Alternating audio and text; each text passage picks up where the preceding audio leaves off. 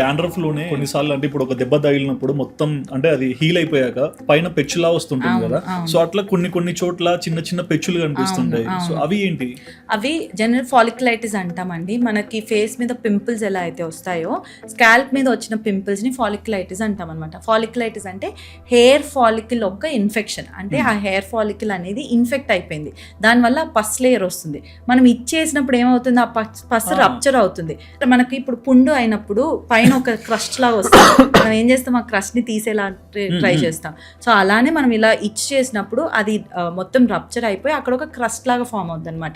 That is the crust we are seeing. So అది folliculitis వల్ల వచ్చిన క్రస్ట్. అది దేని వల్ల వస్తుంది, చాలా మంది ఈ హెయిర్ జెల్స్ అని ఇవి వాడుతుంటారు. సో ఆ పోర్స్ అక్లూడ్ అయిపోయి అక్కడ పింపుల్స్ లాగా అంటే ఫాలిక్యులైటిస్ లాగా వచ్చే ఛాన్స్ ఉంటుంది. డాండ్రఫ్ ఉన్న వాళ్ళకి, ఎక్కువ డాండ్రఫ్ ఉందనుకోండి, వాళ్ళకి ఫాలిక్యులైటిస్ లాగా వచ్చే ఛాన్స్ ఉంటుంది. ఇది కొంచెం మైల్డర్ కండిషన్స్లో. వేరే సివియర్ కండిషన్స్లో మీరు చూసుకుంటే చాలా మందికి ఇదంతా చిన్న చిన్న కురుపులు వచ్చే ఛాన్స్ ఉంటుంది. అదేంటంటే కొంతమంది జెనెటిక్ టెండెన్సీ ఉన్న వాళ్ళకి కూడా వస్తుంది అన్నమాట.